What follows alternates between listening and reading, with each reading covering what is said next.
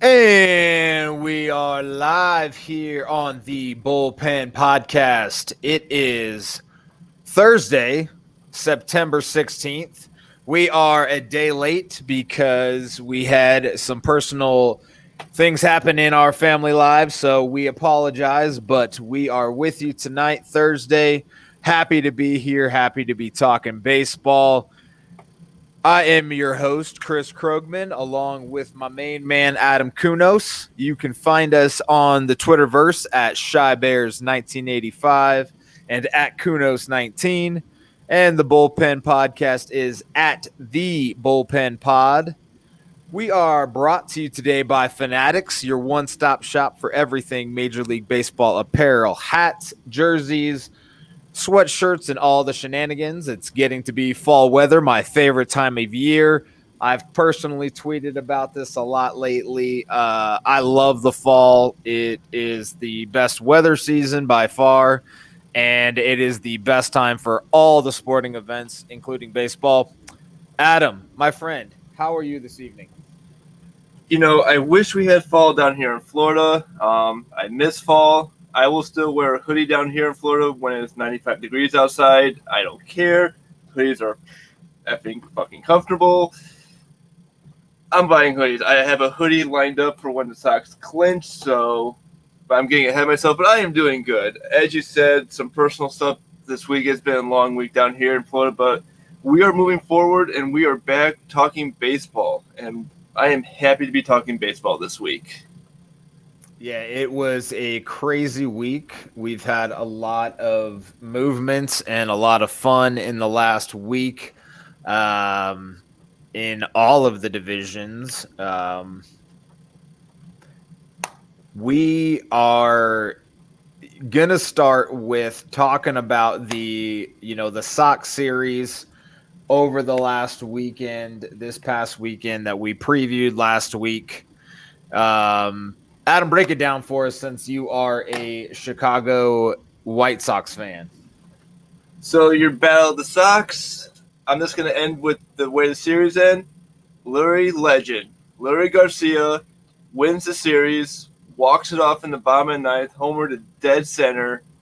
The legend lives on the south side, my friends. The legend lives on the south side.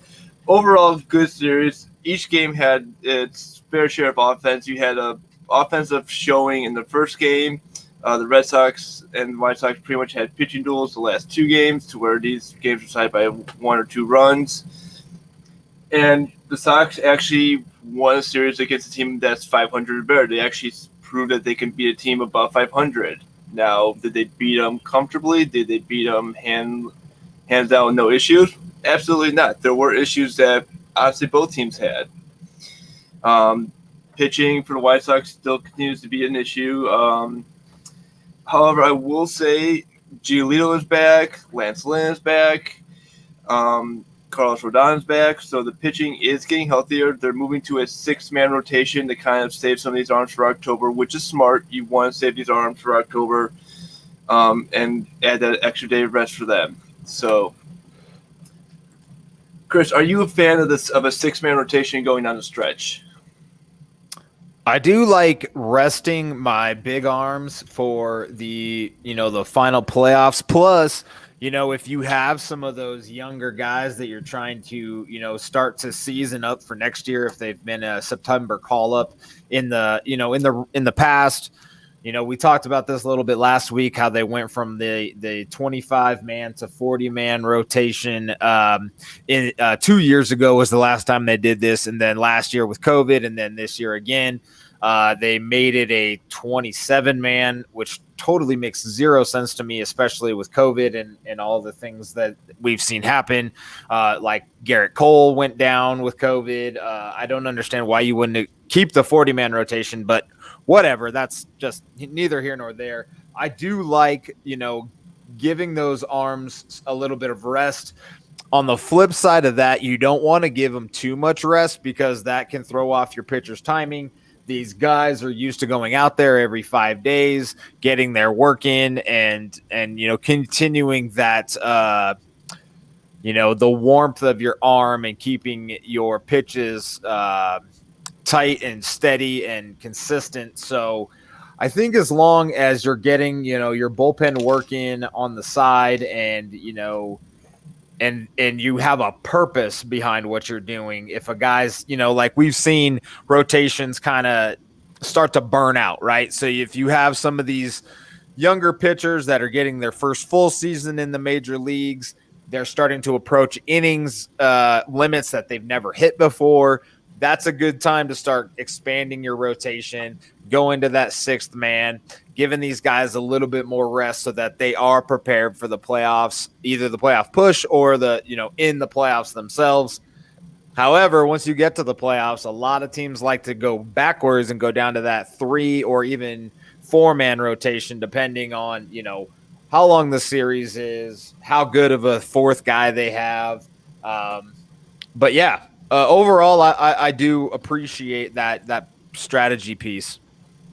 Yeah, and the hard part about going down to that 4-man rotation, I will say, is who do you take out of the rotation, especially if you have a good pitching staff, 1 to 5, where you have all pitchers pretty much clicking the entire season. It is really hard to pick that one guy to take out the rotation. I'll give a good example. I'm a flashback to 05 with the White Sox. They took out El Duque Hernandez from the rotation and put him into the bullpen. What do you do? Game 3 of the division series, famously came in and shut down the Red Sox with the bases loaded, which eventually clinched that game for the White Sox. So I agree. I like the rotation, but I will caution that too much rest, you don't want to get them too comfortable. It just taking the extra day. You want to keep them fresh. But yeah, White Sox, I will say, win the season series 4-3. And then we had another good series this weekend, Chris, and I know you were watching this one a little closely, the New York series. And first of all, tell us about the game on 9/11. How was that? So the 9/11 game itself, it was a good game. Ended up with a Yankees win, 8-7.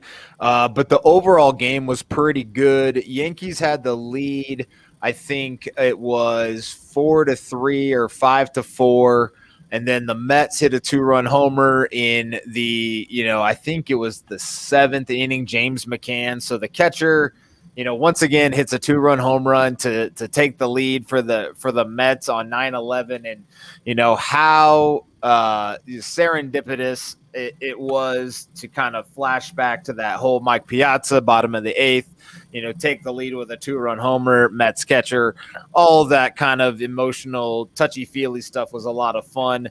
As far as like 9/11 and the tribute stuff, I know a lot of folks on Twitter were unhappy with the broadcast coverage of the game and kind of the ceremonies at Citi Field, which, from all accounts, from, fans that I follow that were in the stands at the game, the Citi Field presentation and tribute to 9/11 was just top-notch, phenomenal. They could not have done a better job. I am a Mets fan, so I am biased, but they did a great job and do a great job of memorializing 9/11, celebrating the heroes of the first responders, the police officers and fire departments.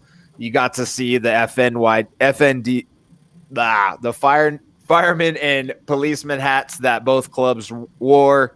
The broadcast itself, I guess, the kind of the things that people were upset with was, just seeing like Alex Rodriguez and Big Papi and these guys just talking instead of watching, the players, kind of greet each other in the middle of the field, seeing the pitches thrown out by Bobby Valentine and Joe Torre.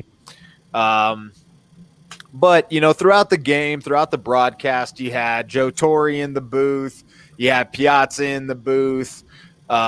It was a good memorial for 9/11, and the game was a good game. Ended with a Yankee win. It was their only win of the series. Mets took the Friday game 10-3. They took the Sunday game 7-6. Mets win the season series 4-2. So they win the Battle of New York for 2021, which is it's kind of interesting. I mean, the Yankees and Mets are very, very similar teams in their overall way they've been playing this season. They'll go on hot streaks and cold streaks, and they'll get up in the division, they'll be down in the division. It's very, very similar. So it made for a good series for the most part. I mean, pretty close games other than that first one. But yeah, the AL East shaping up to be a really fun division. Speaking of the New York Yankees, they are still very far back in the AL East at 8 games, along with Toronto and Boston, who are all tied for the second wild card spot, or the first and second wild card spot, I should say. So that division is by far the best division in the American League as far as a playoff push goes. And I've been telling everybody about it. We've been talking about the run differential for Toronto throughout the entire season. They are coming in hot. They are 8-2 over their last 10, 82-64 overall. They still have an expected win-loss of 90-56, so they're still underperforming where they could be, but they have finally gotten hot at the right time. Toronto's coming, and I've been talking about it. I'm really excited to watch them and continue to root for them to be the team out of that division that wins that probably that first wild card spot, if we're being honest. And if not, they have that second wild card spot, I think, pretty much locked up. To make the playoffs, as far as the AL East goes, the Rays have it locked up. The Red Sox still have a 72% chance. Blue Jays and Yankees are at a 63 and 61% chance. This is all on Fangraphs, and I'm not sure if I think it's going off of the strength of schedule for the rest of the season. The Red Sox strength of schedule teams are against teams under 500 at a 46% win clip, while the Blue Jays play teams above 500 or right at 500, and the Yankees play teams over 500 or right around 500 at 506% winning percentage. So great series in New York. Yankees are kind of falling apart, in all honesty. They, went on that 13-game win streak and then have kind of just fallen apart ever since. They are 4-6 over their last 10, but they have won 3 in a row since that Mets series. So we'll see if they can hold it out. Adam, how's the AL Central looking? I mean, AL Central is still looking like a White Sox division, 11-game lead over Cleveland. They got some help from Milwaukee over the weekend. So Sox magic number is down to 7. If you look ahead at the schedule, I believe that I know broadcasters in Chicago are saying the White Sox can clinch in Detroit when that series starts next week. So it's looking like the Sox will clinch sometime next week in Detroit. Cleveland does not have an easy schedule coming up. They got New York coming up, which is always going to be a tough series for them. And then they got Kansas City coming in after that. And then obviously they got a huge 5-game series with the White Sox starting on the 23rd of September, which hopefully when that series starts, the White Sox have the division wrapped up. And it's pretty much just tune in for the playoffs and getting your starters and key players some more rest or getting them some innings pitched. So, yeah, Fangraphs has the strength of schedule for the White Sox at .444 against teams well under 500. Projected 93 wins, 68 losses. So I think the White Sox pretty much have that wrapped up. 100% chance to make the playoffs. And then Fangraphs actually has them at a 13% chance to win the World Series, only behind the Astros in the American League. So that should make for a interesting October. Yeah, and I'm looking at that too, and they're above the Rays, which is interesting. And the Rays took the better series from the White Sox this year, so it's interesting that the White Sox have jumped the Rays in that World Series odds. You would think the Rays would have the better chance of winning the World Series just by the head-to-head matchup, but everything resets when you get to October. It all resets. The records reset, the stats reset, and it's a whole new season. Yeah, and as we've talked about throughout, this season, the Tampa Bay Rays play teams over 500 a little bit better than the White Sox do at a 43-38 clip versus a 25-29 clip for the White Sox. But like you said, everything resets in October. The White Sox are getting hot at the right time. They're getting healthy at the right time. So hopefully they can go ahead and battle pretty good in the American League for that right to represent the American League in the World Series.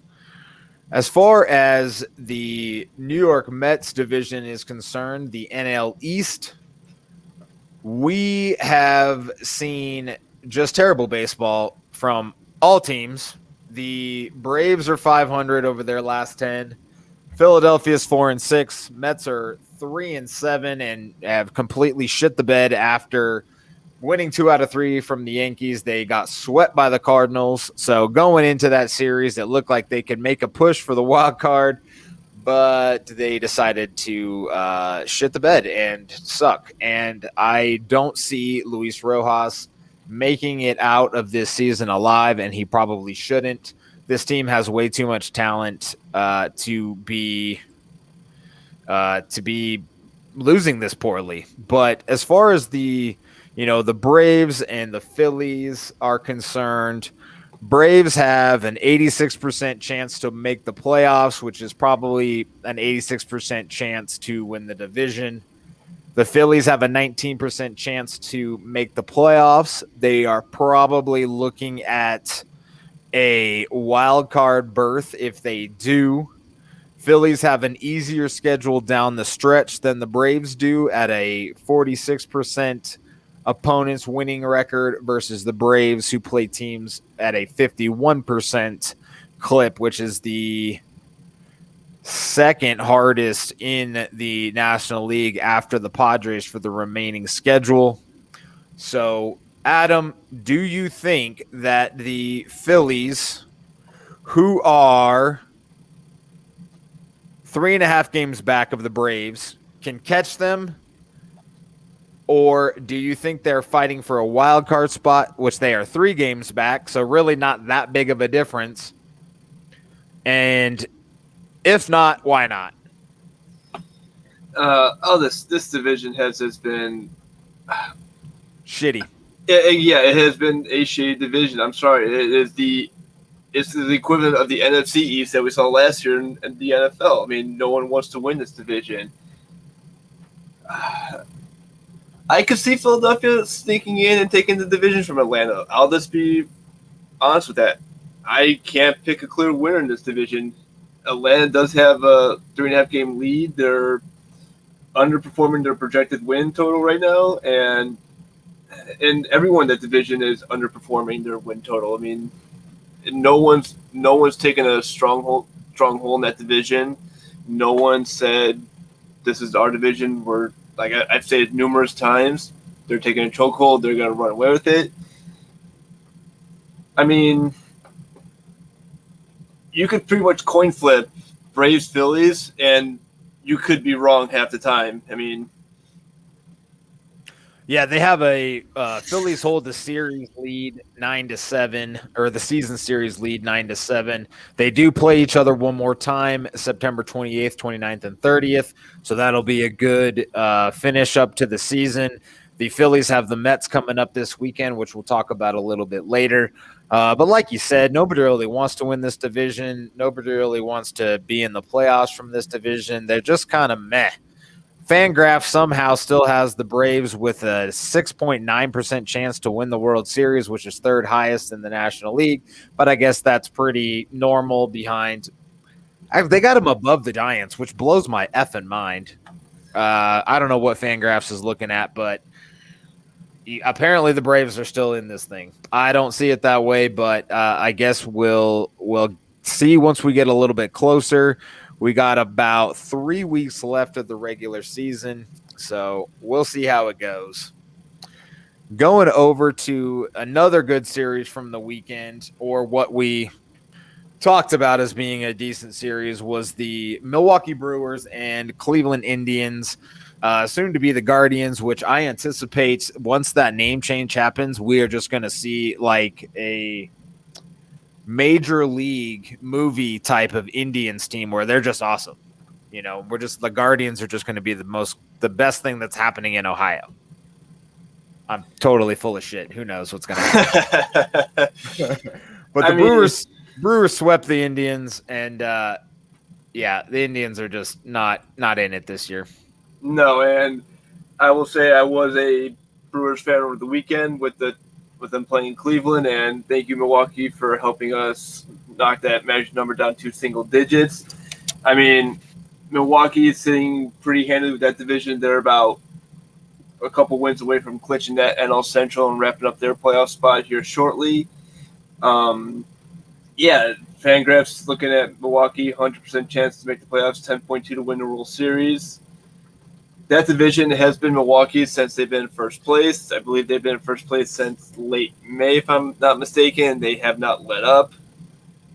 It's the Central Division in both leagues has been just a one-team show. I mean, the White Sox and Brewers have had this hold of that division, and they haven't let go. But the NL Central's been a little bit more competitive, at least for the second and third spots that still have playoff implications or playoff potential. You have the Reds at 23%, the Cardinals at 42% now after sweeping the Mets.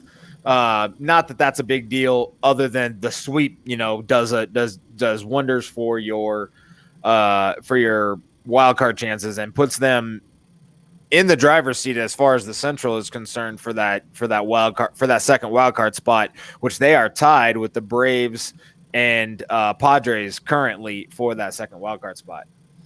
Yeah, and I agree with your statement that the NL Central has been a little more competitive in everything. And I'm going to give a shout out to Brandon. Brandon, how you doing? Thank you again for the Brewers sweep. I appreciate that from the South Side, and South Side thanks you. Cardinals, Reds, they've been actually a little more competitive than what we've seen from the other side of that league. And it's a toss-up. I mean, you could see an NL Central wildcard team in retrospect, the way this thing has been playing out the last couple of weeks with San Diego. We're going to talk about them later, just pretty much dropping the ball in this season. Oh, my God. And we got plenty of Padres hate coming up, so we're not going to spoil that right now. We are not going to hate the Padres. They are in the beautiful, beautiful city of San Diego with a wonderful ballpark that includes a historic metal building. So we love the San Diego Padres and the baseball weather that San Diego provides on a regular basis.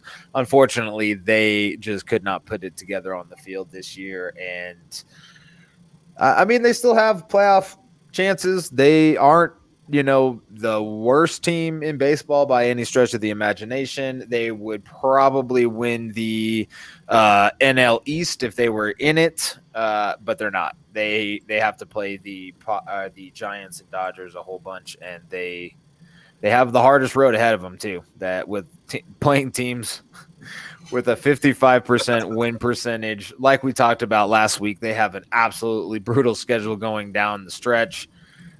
So I don't see the Padres, doing anything interesting. But circling back to that NL Central, you have the Cardinals. They're not going to win the division. Obviously, the Brewers are in cruise control there.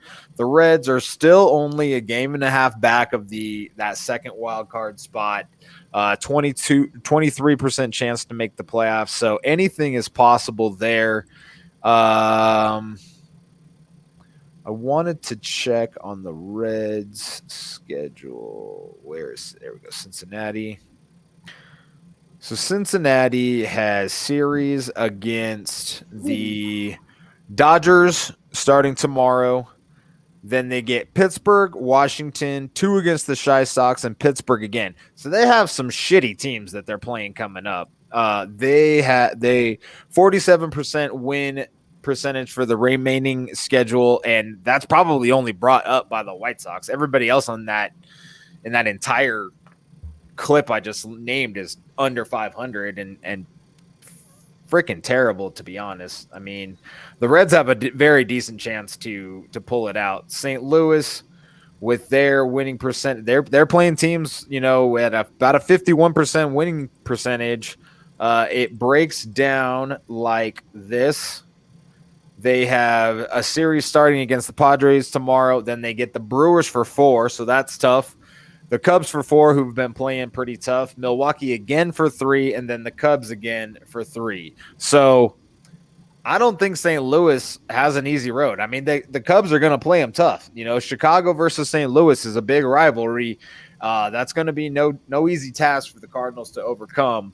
So as far as that second NL wildcard spot, I'm not going to call the Reds going to pull it out. Man.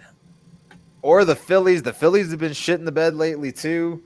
They play teams at a 46% winning percentage. So this is a big weekend coming up. Phillies versus Mets. If the Mets somehow go into spoiler mode and they can beat the Phillies, I think the Reds might be in the driver's seat.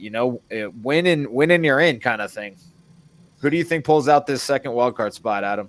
I have no idea. I mean, I'm looking at the standings right now, and it's between a 5-game spread between 5 teams pretty much, and that is a tight race going down the stretch, especially with 3 weeks left, because any one of these teams, like you mentioned, St. Louis, San Diego, Cincinnati, Philadelphia, the Mets could just sneak in and take that second wild card spot. And it is a tough road for each of these teams going down. No one has a clear path to that second wild card because, like you said, St. Louis has the Cubs, and you mentioned that is a tough series. If you're from the Chicago area, from the St. Louis area, you know that those teams don't like each other. There's a lot of history between that. The Reds have a up and down schedule. They got the Dodgers coming up. They're only facing 2 teams that are going to the postseason, Dodgers and the White Sox. The rest of the teams are bottom of the basement. Philadelphia plays tough, but they have these games where they won't show up. New York, they can kick it into high gear at any time.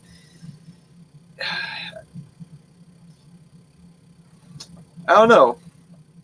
If you had to quote me on a team, I can't quote a team. I know in previous episodes I quoted San Diego as that second wild card team, and I was pretty adamant that it was going to be an NL wild card playoff game. Not anymore. I mean, but we'll look at this next weekend. It's going to be completely flip-flopped as well. You're going to see teams that were in it that are going to drop out. We could see St. Louis just run away with the second wild card if they get on a tear. So, yeah, I don't see that happening. I also don't see the Mets pulling this out. They're a shit show. And I don't honestly, like, as a Mets fan, I don't want them to pull it out because that'll probably save Rojas's job, and they're massively underperforming. I mean, let's not kid ourselves that they should be much better than they are. And I understand they've dealt with a lot of injuries, but they also have a lineup that should produce a lot more runs than like bottom freaking quarter of the league. I mean, they are like 25th or 27th in offense, and that is just not ever going to get it done. So I kind of don't want them to pull it out. I mean, it's probably going to be the Cardinals. If I'm putting my money out today, it's the Cardinals. I mean, they got the 42% chance, highest one to win that second wild card spot, and they've been playing like it. I mean, they've been where did it go? 7-3 over their last 10 in a 5-game winning streak. I mean, if they continue to play like this, they're going to be the team to beat for that second wild card spot. They play teams over 500 like absolute dog shit, but the whole National League outside of the West is kind of a mess anyway. And Milwaukee. I mean, Milwaukee's my dark horse to win the National League. Yeah, I agree with that. Milwaukee could just run away with this NL pennant, and you wouldn't think twice about it. Say like that was shocking. No, that would not be shocking if Milwaukee ended up winning that pennant this year for the National League. Nah, they have two guys that in Burns and Woodruff that could win the Cy Young. I mean, Woodruff's probably not going to win the Cy Young, but Burns is up there. I mean, that guy is fire. Yeah, absolutely.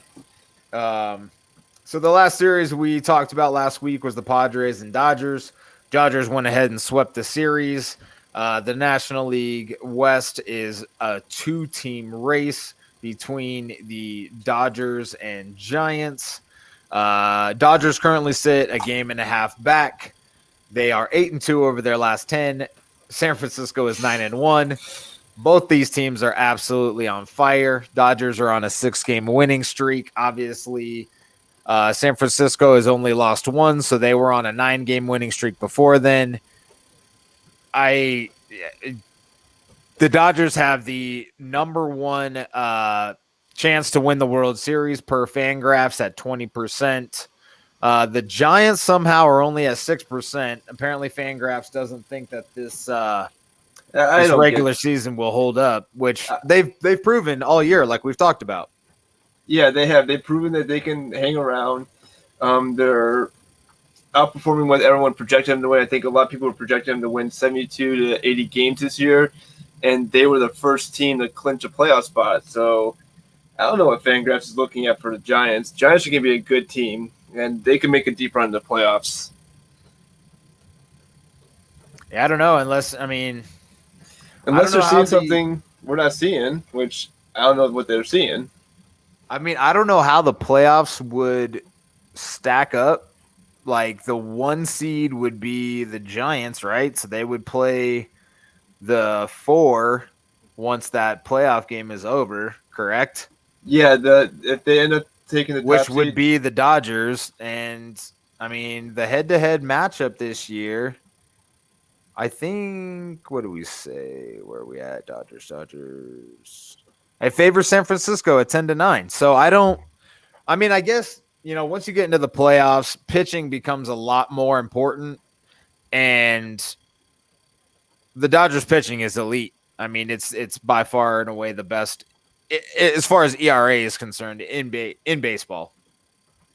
Yeah, I 100% agree with that. And yeah, it's looking like you could see a San Francisco Dodgers NLDS, which would be an absolute phenomenal series in the playoffs. That would be a phenomenal series. Then you would have Brewers and Braves. I think the Brewers should take that, but I think Atlanta has played them pretty tough this year, if I'm not mistaken. It's even. It's 3-3, so that'd be a good series as well.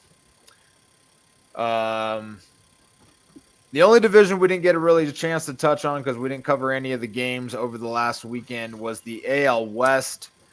The Astros are in cruise control, up 7 games over the A's and 7.5 over Seattle. Oakland is 3.5 back in the wild card. Seattle's 4 games back in the wild card.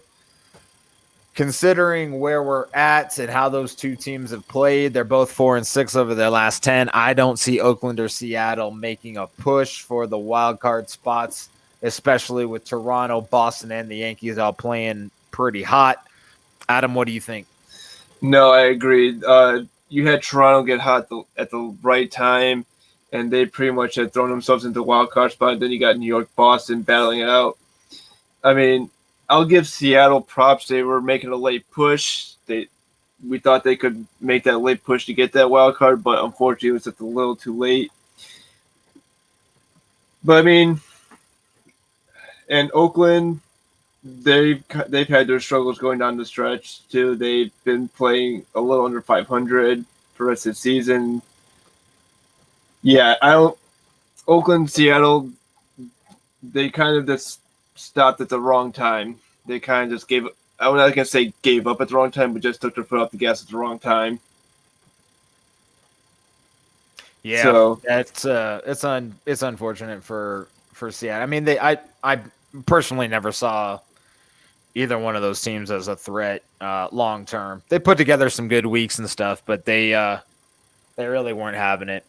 And I kind of feel for Seattle fans because they now hold the longest MLB playoff drought. They haven't been in the playoffs since their 2001 season where they won 116 games and pretty much ran away with that division from day one. So, I mean, Seattle they'll be a playoff team in a couple of years. So don't give up hope in Seattle. You got a lot of good things coming for that team. So yeah, I don't sleep on them in the next couple of years. They'll be a good team because you don't. I don't think Houston can keep this mentality up with the way the roster they're shaking up and some of the players they've lost and trash cans they've lost over the past couple of years. So, and Oakland's that small market team who unfortunately can't cover some big contracts like some of these other teams. So, Seattle, your time will come. So, patience, Seattle, your time will come. Yeah, thanks for Edwin Diaz, Seattle. Really appreciate that. You're welcome for Jared Kelnick, even though that guy seems like he might not be everything people thought he was. Anyway, moving around to our Around the League segment, Mr. Kunos has put together a fantastic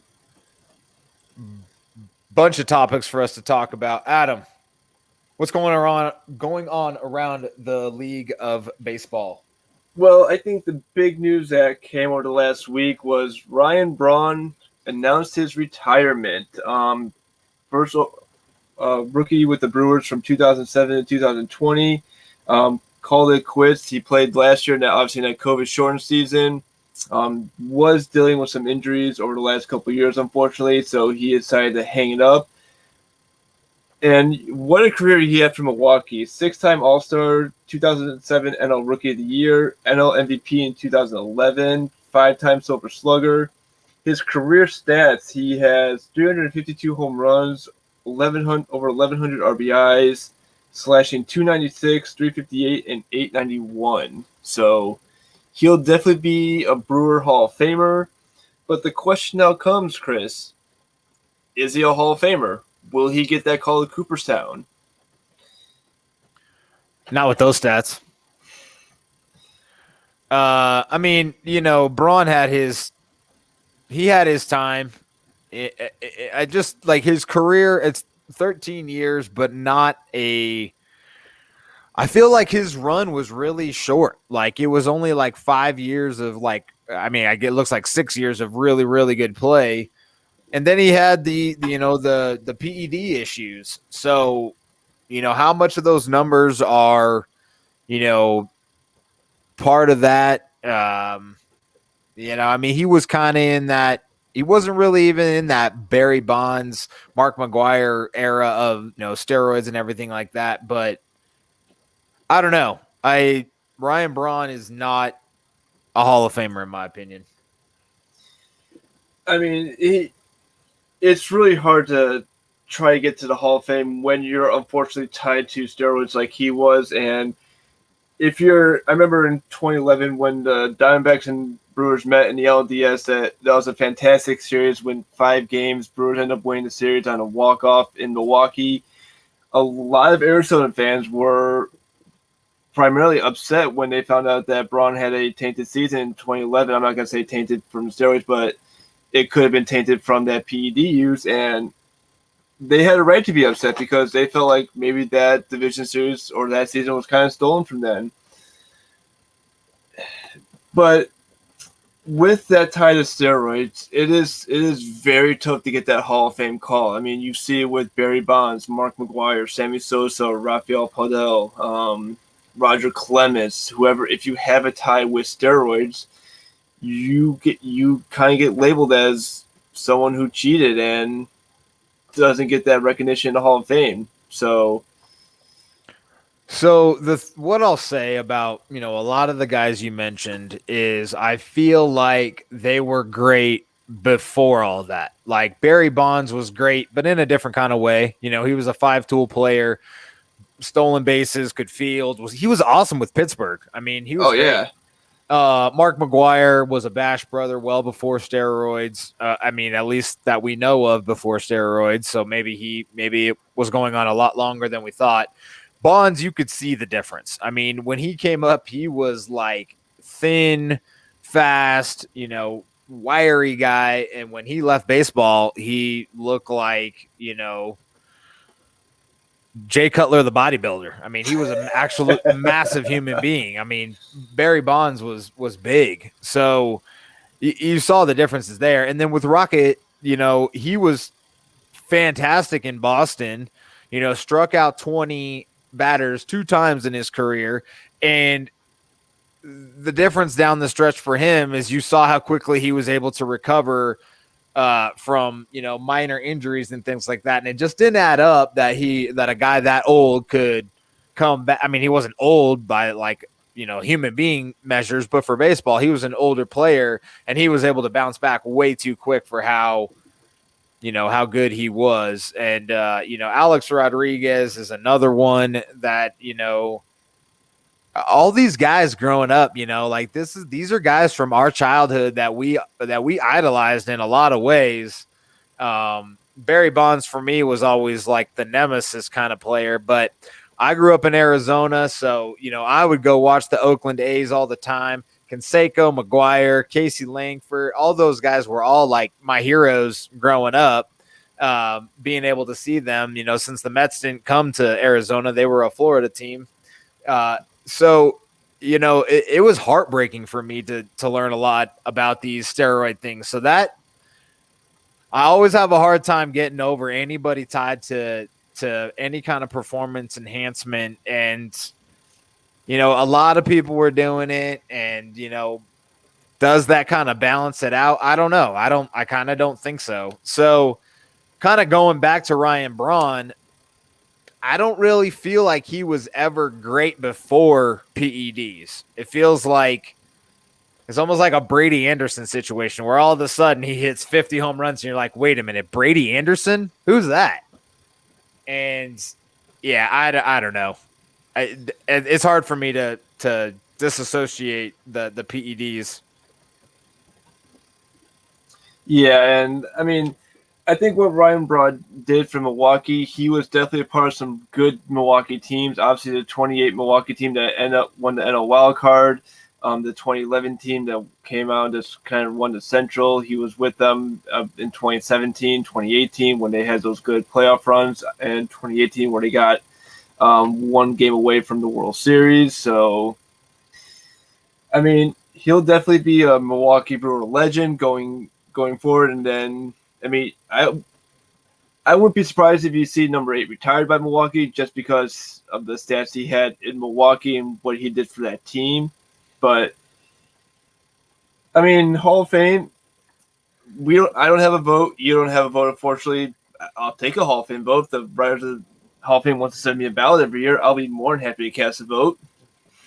I would have voted for Derek Jeter, and he would have had 100% Hall of Fame votes this past year. Yeah, I would cancel out your vote. Nah, But he's a Hall of Famer. I mean, he's the guy. yeah, and speaking of Hall of Fame, so we had the 2020 Hall of Fame inductions not too long ago, and now we have the 2022 Hall of Fame ballot that came out, and we have some pretty interesting names on there. I'm gonna just kind of list some names that going down. You got Carl Crawford, Prince Fielder, David Ortiz, Tim Lincecum, Ryan Howard, Joe Nathan, Jonathan Papelbon, Jake Peavy, AJ Przinsky, Alex Rodriguez, Jimmy Rollins, and Mark Teixeira, who are rounding out your 2022 Hall of Fame ballot. Obviously, a lot of good players on that ballot, a lot of World Series championships won on that ballot. But if you had to pick 2, and only 2 can go in from your vote, Chris, who's going in and why?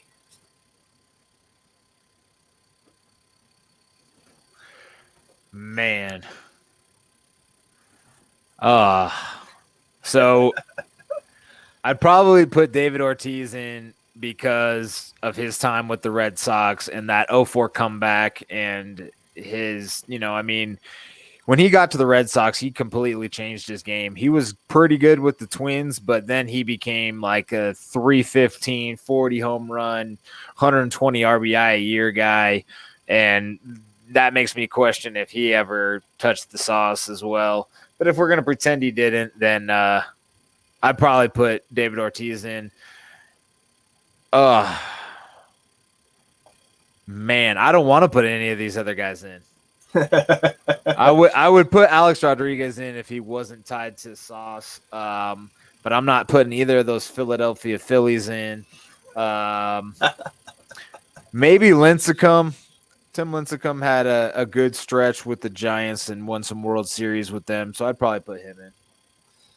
Yeah, and I'll look at this as well. I mean, I'll agree with you on David Ortiz probably going in. Obviously, his time with the Red Sox, 3 championships for that city, 04, 07, and 13. Definitely a Hall of Famer and what he did for the city of Boston, especially after the Boston Marathon bombings, coming out and giving that speech. Um, he's definitely Boston. Actually, a lot of people forget that he started his career with Minnesota too. So, and then a second one. I mean, I hate to say, I mean, Jake Peavy, AJ Przinsky, Alex Rodriguez, Jimmy Rollins probably not going to get any votes going into the Hall of Fame. They had great careers, but I don't think they're going to get enough votes to get into the Hall of Fame. Maybe go with Tim Lincecum. Maybe his time with San Francisco, 3 championships in those 5 years out in San Francisco is enough to get him into the Hall of Fame. I don't know. This it's a good ballot, but He's a two-time. I mean, he's a 2-time Cy Young Award winner too. He is, but we've seen the Hall of Fame voters vote no one into the Hall of Fame. They have done, I think, on 3 occasions where they haven't sent anyone to the Hall of Fame, and you've had players who have been on that borderline 75% vote to get into the Hall of Fame, I believe. So it's a good round ballot. I mean, you have a lot of good players on the ballot, a lot of great players that, like you said, we grew up with. I mean, I grew up watching Ryan Howard, Tim Lincecum, David Ortiz, Prince Fielder. I mean, yeah, there's a shortened career that should have been better. Yeah, the way his career ended with the neck issues is just awful. And if you saw the press conference that he had, you could not just see him crying with his kids on his side, and you could not just feel bad for him. And it's like that. What if he never had those neck issues? How could he have had a better career? Could he have gotten that World Series title so that his father did with Detroit? So, man, I also remember when Teixeira came up and how much people really like he was ridiculous, right? I mean, his talent, he 5th in Rookie of the Year voting, multiple time All-Star, multiple time MVP votes. I don't think he ever won the MVP. Won a couple Gold Gloves, 3-4 Gold Gloves. Multiple time All-Star. Of course, he ended up with the Yankees, which nobody likes that. But I don't know. Teixeira's got 468 career home runs and a 268 batting average. I don't think that's enough to get him in. Or 409 home runs. Yeah, I don't think that's enough to get him in. I mean, no, I mean, yeah, like you said, when he came up, he was just electrifying. He's a good. I remember when he played with the Braves. Then he went to Texas, and obviously the Evil Empire scooped him up after that. And then, but also look at Alex Rodriguez. I mean, when he started with the Mariners, he was that one. He kind of had that Ken Griffey Jr. vibe going for him, playing in Seattle that first for that year, and obviously a part of that '95 team that just came back to get that wild card spot, and he stayed. I wish he would have stayed in Seattle. I think he should have stayed in Seattle, but obviously I'm not his agent. I don't sign the contracts for him. I wish he would have stayed in Seattle because I think he could have been that one player for Seattle like Ichiro was for Seattle. Just that iconic player, that franchise player, but money talks in. I mean, if there's no ties to any kind of performance enhancement, he's a shoo-in.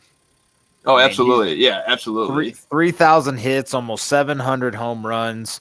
The longevity from 1994 all the way to 2013. nearly a 20-year career, multiple-time All-Star, 3-time MVP.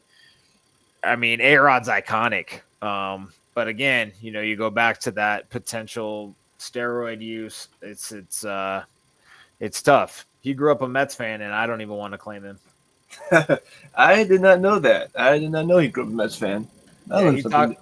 he talked about that on the 9/11 broadcast, and I think he was before Steve Cohen bought the Mets. He was in a group trying to buy the Mets. So we could have seen something interesting, but he got pushed out, and a lot of Mets fans didn't want him to own the Mets. And there was a time, where the Mets were trying to acquire him, and I was all in at that point. That would have been great if he was a Met. But again, going back to that performance enhancement, I just don't want to see it. Yeah. So there's your 2022 Hall of Fame ballot. You got about 10 months to digest that, kind of figure out what's going on.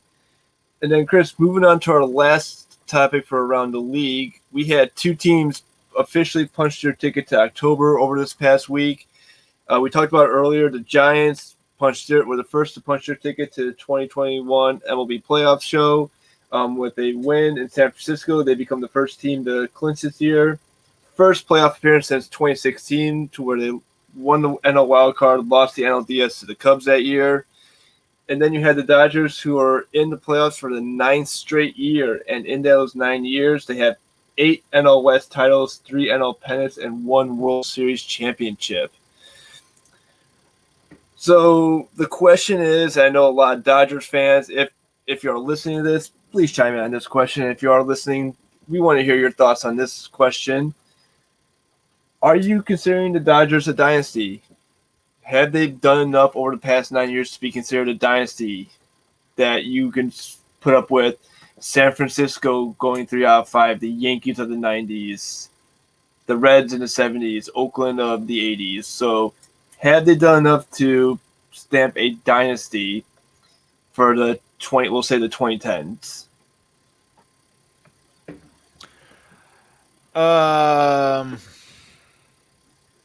No. If they win the World Series this year, we're looking at potentially. But I mean, you think about like the Giants, man. They won three World Series in a pretty short amount of time. The Dodgers have fallen apart, in recent history in the playoffs. So I don't, and maybe that's part of the trash can thing and whatnot with the Astros. But I don't know. I mean, the Dodgers don't seem to get it done. If they do win a World Series this year and it continues into next year, we're looking at a potential dynasty pretty quickly. But I wouldn't put them there yet. What are you thinking? I would agree with you. I wouldn't put them there. Obviously, the stretch they had of just owning the NL West has been impressive, especially when you had some good teams. Pretty much the entire division has at one point challenged the Dodgers for the NL West.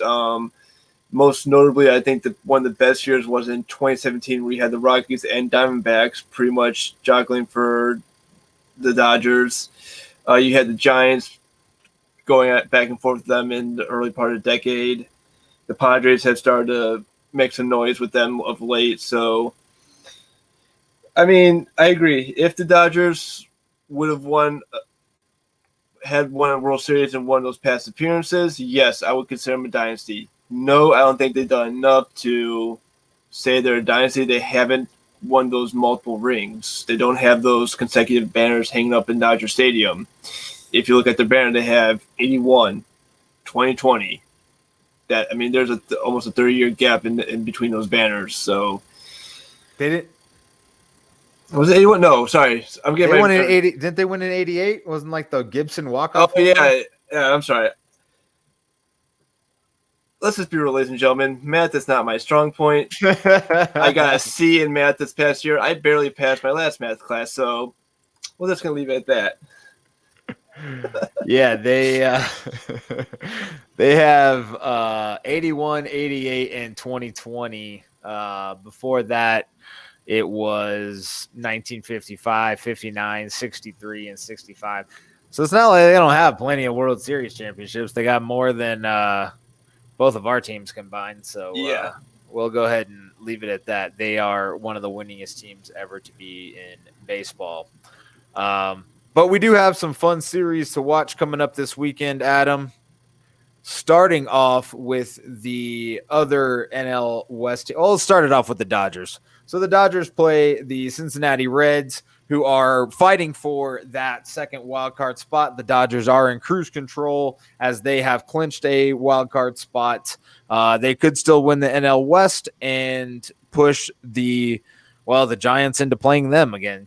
Essentially in that divisional series. So Dodgers are the second winningest team in baseball at 639. The Reds are at 514, 15th in the major leagues. Dodgers are number one in run differential at plus 244 runs. The Reds not terrible, honestly, at plus 27, which is 13th overall in baseball. And the funny thing is, when you go from 13 to 14, it's a massive drop off because 14 is the Cardinals and they're -5, so that's a 33 run differential, and that's just crazy to me. The Dodgers are 12th in batting. The Reds are 7th. Dodgers number one in ERA, and the Reds are 19th. So this kind of goes back to a hitting situation. It is in Cincinnati, so Great American Home Run Park. It's gonna be a hitter's game. If you're a wagerer of money on the baseballs, I would take the over. Yeah, I would take the overs on this one. I'm going back and looking at. I mean, statistically, the Dodgers are outperforming the Reds. The only thing that the Reds do have the Dodgers is batting average, and that's just by 6 points. So, I mean, you can pretty much almost guarantee that a tie for them. So, the thing that gets me, and I think we mentioned, is that run differential. They have a 244 run differential, and that is just absolutely crazy, especially when you see the amount of pitching that some teams throw out, how fast these pitchers throw. The fact that the Dodgers can just slug you to death in a series is just absolutely insane. And the lineup touts it too, so they got the lineup that can do it. Unfortunately, they do, and they added Trey Turner at the break, which didn't exactly hurt their offense. No. So the other big series in the National League West and the NL East is the Atlanta Braves at the San Francisco Giants. The Braves have the 12th best winning percentage in baseball, 5th at 528. Giants are number one at 651. Run differential favors the Giants as well at plus 184 versus the plus 98 for the Braves.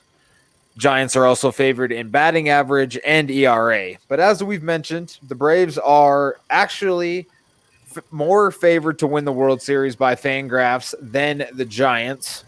Team rankings actually has Atlanta as the 6th best team in baseball and the Giants as the 9th best team in baseball. These are all statistical based.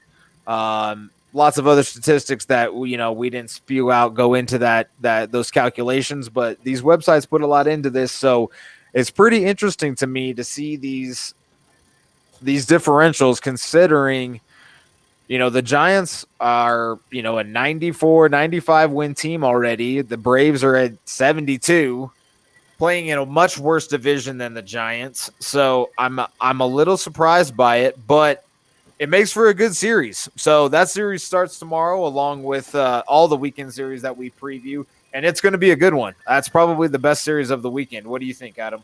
Oh, hands down, it's the best series. And the last time these two teams met, I believe Atlanta won the series in Atlanta. So, and that was something that kind of caught me by surprise with just how well Atlanta played San Francisco as a whole. And I mean, this is definitely a series to watch. This is definitely one of my series I'll be keeping an eye on this weekend.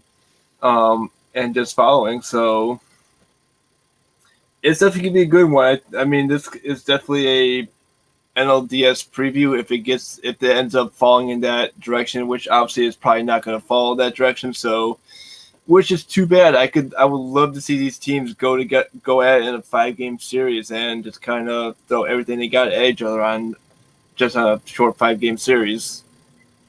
For sure. I still think the Giants would win that, but Yeah. we'll see. I mean, this weekend's going to be a big test for both teams. Another wild card implication team or implication series in the National League. Since we don't really have a good American League battle over the weekend, we're pretty much doing all National League this week. Kind of a lot of American League series last weekend and interleague. But San Diego plays at St. Louis. Like we mentioned, St. Louis just swept the Mets. They're playing really well. San Diego still holding on to that wild card spot or hanging in there tough. These are the middle of the road teams, number 13 for St. Louis and 14 for San Diego as far as winning percentage. San Diego is plus 51 in the run differential department, and that's 11th best in the league.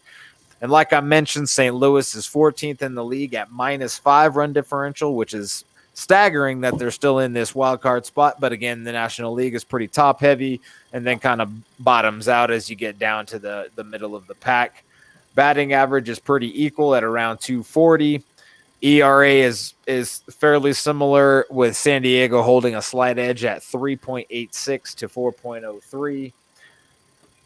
Can San Diego hold on? Can St. Louis continue to stay hot?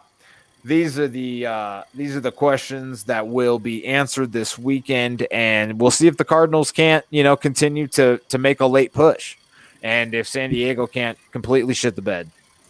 Yeah, I mean, if you look at this just right now, you would have to lean a little more towards St. Louis in this series just from the way they've been playing for the last week with that 5-game winning streak. And San Diego, if San Diego doesn't make the playoffs, I would say that is going to be a very big disappointment. I think that'd be probably one of the biggest disappointments in baseball this year if San Diego doesn't make the playoffs, just with all the hype they had around that team going into this year with the additions that they made with Yu Darvish, Blake Snell coming over. Yeah, I'll go with St. Louis in this series. I'll stick with the hot team, and that's St. Louis, unfortunately. It is in St. Louis, so that probably does favor the Cardinals. They are 39 and 33 at home, and the Padres are 31 and 39 on the road. So it definitely does favor the St. Louis Cardinals. But you never know what's going to happen in this wild National League wild card race. The final game with wild card implications is the Philadelphia Phillies at the New York Mets. The Phillies have the better shot currently at winning a wild card spot, as they are only 3 games out, where the New York Metropolitans are 5 games out. Winning percentage is roughly the same, 50% for the Phillies, 49% for the Mets. Run differential roughly the same, 16th in the league for the Phillies, 15th in the league for the Mets. Batting average favors the Phillies by 1 point. ERA favors the Mets pretty considerably at 3.86 versus 4.46 for the Phils. We'll see which Phillies team shows up. We'll see which Mets team shows up. These teams are both very inconsistent and can get hot or cold at any time. Mets coming off a 3-game sweep from the Cardinals. Do they rally and get their poop in a group for one last run, or are they kind of done? To me, I think both these teams are kind of out of it and kind of over it. So we'll see how the last 3 weeks shapes up in this NL East and NL wildcard race. Yeah, absolutely. And the Phillies, I mean, I'm looking at their current score now against Chicago. They're up 17-8 on the Iowa Cubs right now. So the offense is clicking, maybe for the Phillies at the right time. So this is going to be definitely an interesting week. Obviously, you're now playing for that second wild card spot, as that first wild card is pretty much going to be either in San Francisco or LA. So you're going to be making a trip out west to start the playoffs. So, and that's always a tough way to start the playoffs out west, different time zone, playing one really good team out there that pretty much been clicking from day one. It's gonna be a good series. I'll go. Can they both just tie the series? I know it's a 3-game series. Can't they? Can they split 3-game series? Is that possible? I don't think so. I don't think they're allowed to split anymore, especially with these really ridiculous extra run or extra inning rules where you get a free runner on second base. I think they're pretty much encouraging you to score, which always ends up hilarious to me because you get these extra runners, and then like you see these 10th inning games that end up like 11-7, and you're like, how the hell did this go extras? And they win by 4 or 5 runs. It's very misleading. I'm very confused. It is a little misleading, and I have to remind myself that every time I turn on the TV, I'm seeing a runner on second go, oh, that's right, extra innings. What? Stupid. Take that away. Rob Manfred, take that rule away, please. I like it. Yeah, we can agree to disagree, but we will leave it at that because that's what we do here on the Bullpen Pod. We agree to disagree. That is facts, Adam, and it has been a lot of fun talking with you this evening. I am looking forward to these final 3 weeks, as we've mentioned. Go Blue Jays, go Mets. I guess go White Sox. Yeah, we'll definitely go White Sox and go NL teams for second wild card because I have no idea who is going to win that second wild card. So if you're an NL team in that wild card spot, good luck. May the odds be ever in your favor. Look at this dude bringing in the Hunger Games. Hey, I am a little geek knowledge behind this mic over here, so you gotta love it. All right, we're done. We're gonna wrap it up with a Hunger Games quote, folks. There you you guys go. have a great night, Adam. It's been fun. Let's do it again next week. Absolutely. You have a good weekend. Thanks for tuning in, everyone. Take care.